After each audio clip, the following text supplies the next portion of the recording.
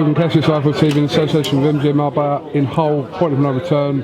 Well, we had 3 fights today that were billed as their biggest test, and they all excelled. Let's just start with Gavin McDonnell. What a great win for him. It was really intelligent, professional performance. I was really worried about it. I told you about it all week, and I felt Malinga was the favourite. I think Malinga was surprised by McDonnell's skill. Not the biggest puncher in the world, but just really smart, really accurate, stuck to a game plan. Malinga was tough. There was points in the fights where I was starting to think, oh, I don't know if Malinga might be breaking him down here. You know, like just to the body, and saw him get cut and looked like he was blowing a little bit, but he stuck to a game plan. You know, they traded up and he got the knockdown, which was a real shock because he don't get stopped, Malinga, and I thought he was going to get stopped.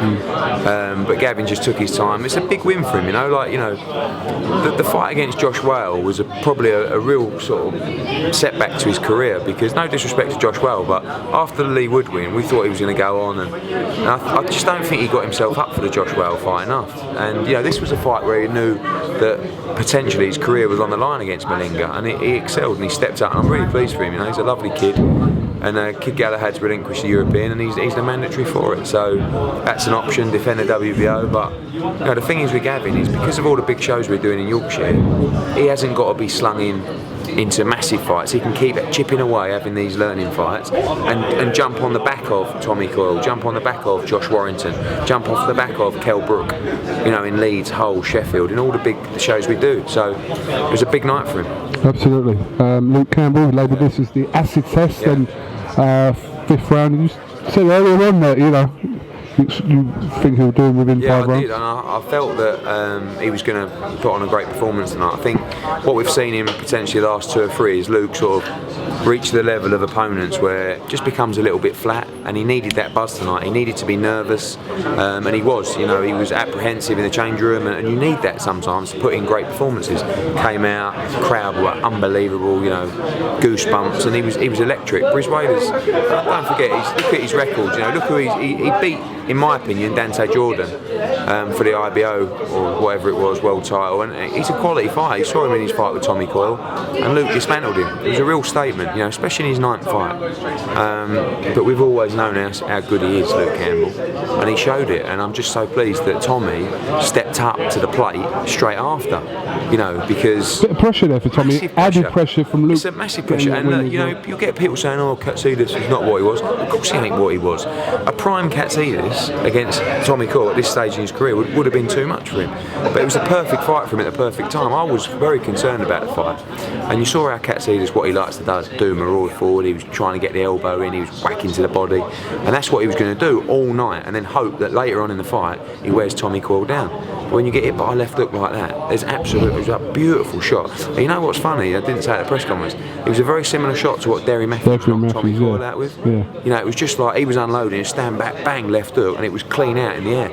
You know, and he deserves a lot of respect, because he come back from that knockout against Derry Matthews, and you know, he wasn't a fighter with us then, and because of what we built in Hull, he's come along for the ride, and he's really put himself in contention in the division now, and he works really hard. He's a lovely kid, you know, he really deserves it, and it'll be a shame to put those two together. Not too much of a shame, because it's going to be an unbelievable event, but you know, I don't, because of the amount of fighters we've got within the stable, we're going to have to start matching together. I mean, we're doing it with Bellew against Cleverly, you know, and I'm not mad on it, because I like, you know, my fighters, my clients are my friends as well. But ultimately, when there's an opportunity that arrives like this for each other, then you've got to let them do it, and it's a great event for the city, you know. Will you allow Luke Campbell to fight before the end of the year or not? Probably not. I mean, we talked about it, but I think he's going to get a little break with his family. You know, his dad's not been well, and I think he wants to spend a little bit of time with him. But you know, we're at a stage now where we're November next week. Do you know what I mean? So it's quite a good time to go and have 2 or 3 weeks off, go on holiday, and then start your camp in December. You know, we're going to be in Leeds in late January or early Feb. We might come back here. We'll be in Sheffield in March. He can box in any of those shows. Manchester in February as well, probably. So he can box when he wants. And I think, you know, Tommy's been in a lot of big fights, whereas Luke hasn't.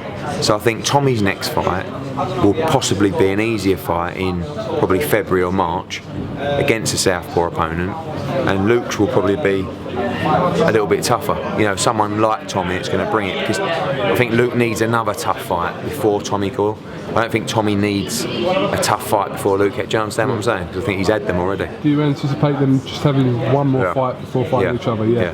Because I'd like to do it in May, early June, and I think to fight in February, something like that, and then to have a big camp for a fight like that and a big build-up commercially.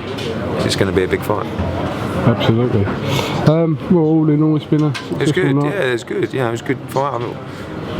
Couple of good undercard fights. Robbie Davis was, I thought I'd like to see him step on the gas a little bit, but frustrating. Well, you look like a football manager with that jacket. What's all that? You seen how cold it is outside? You're not lottery funded anymore, you know. No, but it's warm. Oh, You got to keep warm, haven't you? I didn't want to get cold before this fight and not perform, because I would blame it all on the cold. Yeah.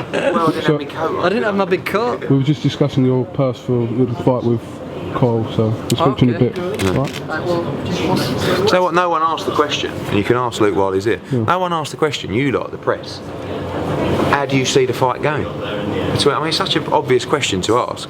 Do you know what I mean? We won't ask him, obviously. Yeah. Well, ask him. Is that? How does he see the fight going with him and Tommy Coyle? Yeah. No, but how does he see the fight? Do you want me to do your job? Yeah, go on. Luke, this is a huge fight. There's no animosity between the two of you, plenty of respect. Yeah, obviously, you think you're going to win the fight. Of course I do, yeah. And how do you see the fight, mate? Obviously, Tommy, I think he's going to win the fight as well. We've got to believe in ourselves. I don't believe it's going to go 12 rounds. I believe it will go early by me winning. Yeah. But utmost respect for Tommy Coyle in saying that, but you've got to believe in yourself, otherwise what's the point? I thought Tommy punched with spite tonight, which was different. That was the really impressive. Yeah, it was. And I don't think he's a renowned puncher, but I thought he looked like he was punching with spite tonight rather than. Against Brizuela, he didn't look like he had heavy hands. You have to be very, very careful against Tommy. He's showing that he's got power. So if I get silly and he cuts me, it could be anyone's fight. One shot turns a fight. Yeah, one shot could turn the fight. That's for sure. If he hits me, it could be anyone's fight. But it's boxing. That's the exciting thing about it. Thank you very much, Luke Campbell. I think it's a good 50-50 fight.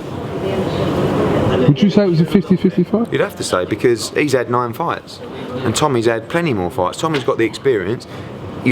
Some might say he's got the skill over Coyle, but that was a really impressive performance. And he's come back from, like I said, the loss against Derry. He's beat John Simpson, beat Daniel Brizuela, beat Michael Katsidis. You got to give him the respect. And like I said, Luke will probably have a tougher fight than Tommy will next, because he probably needs one more tough fight before Tommy Coyle. Tommy's had his tough fights, so Tommy might have a 10-rounder in February or March before the fight, but I think he still needs that, one to get him sort of shot worn for the big battle of Hull. Certainly. Now all eyes on... Where are you going, by the way? You going back to the village? Yeah. Yeah, because I want to have a word with you. Okay. No, it's all good. Am I alright? Okay. I thought he was going to give me the hairy sack. No, it's all good. Alright, good. I'll see you back there. Alright, mate. Dublin now?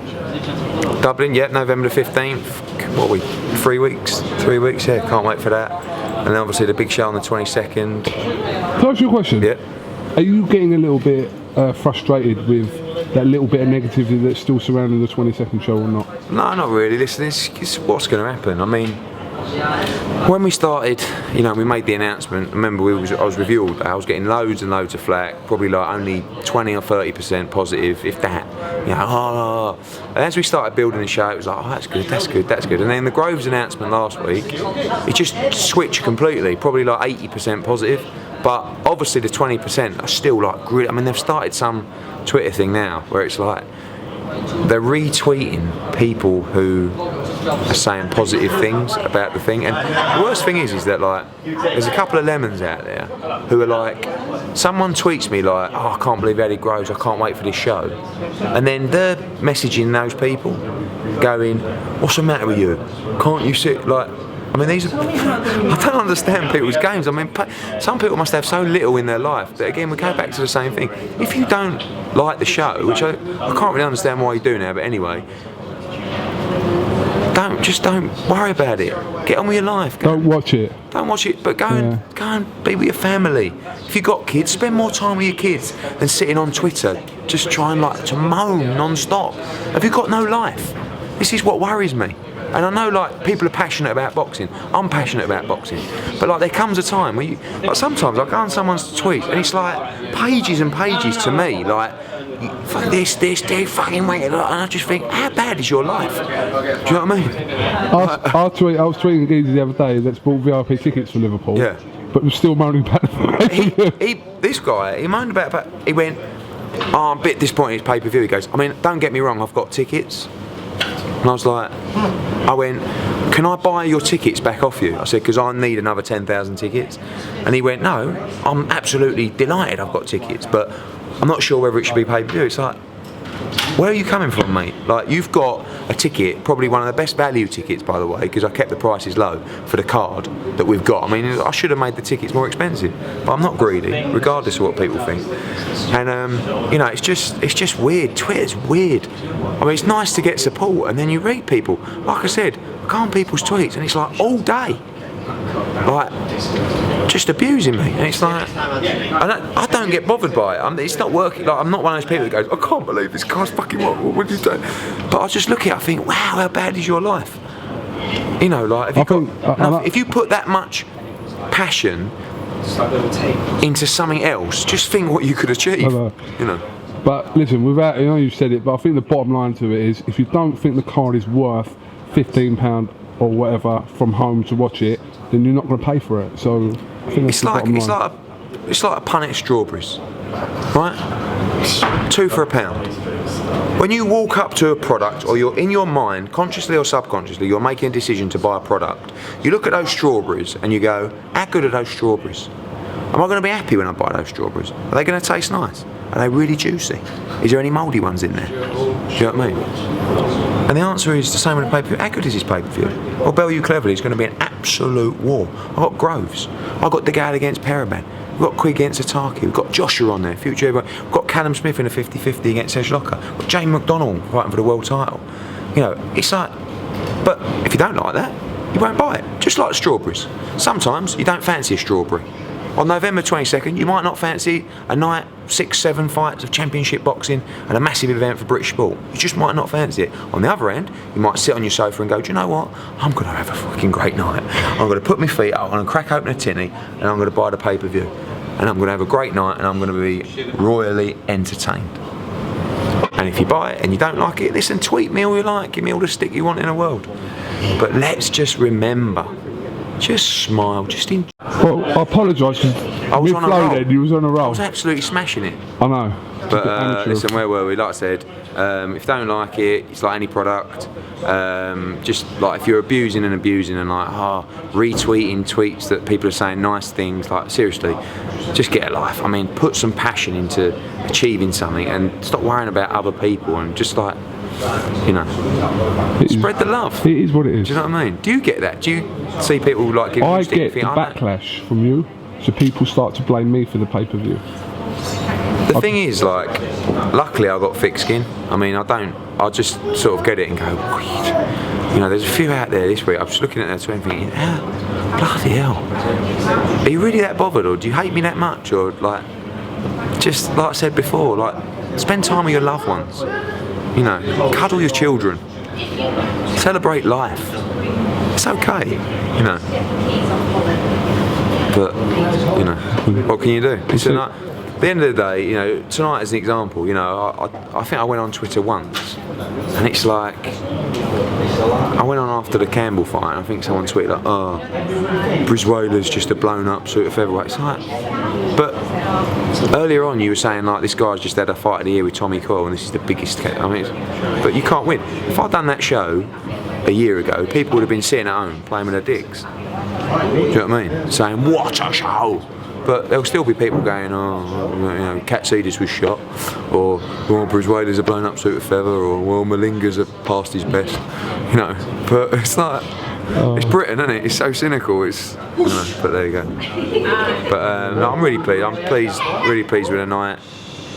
Really pleased for Tommy. He's a lovely kid, and Luke as well. And I think you've got another British fight there that people can get excited about. You know, someone came tonight.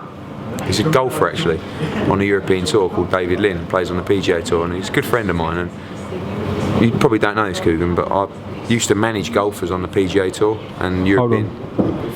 Golf, sorry, so bad tonight. So David Lynn was there tonight. He's a friend of mine for a long time. You probably don't know this, Coogan, but I used to represent golfers on the PGA tour and European tour for like 5 or 6 years. A little bit like Jerry Maguire, but better. And he turned around to me and said, "You know what?" He said, "What's happened with boxing? It's just got massive all of a sudden." And I said, "Well, it's me, isn't it?" But he said, "Like, where's?" And it has. And let's just be thankful the fact that we're having a right go. Other people are pulling their fingers out. Boxing's gone absolutely massive. You know, in the last 12 months, it's brilliant. You know, like tonight, you had the show in Liverpool, you had the show in Monte Carlo, you had our show. Eurosport last night. Yeah, boxing's buzzing. It really is. So just embrace it. You know, Absolutely. boxing fans should be happy at where the game's at the minute. All right. Everyone wants to go. Well, it's like you've been through it. Why are you? It's a wonky camera. No, it's not wonky. It's just Why like it's artistic angles. Artistic. It is. Right, come on, let's go and have a little beer, eh? Cheeky little Corona or Coogan something. Katsidis, IFL TV with Eddie Hearn. Thank you very much.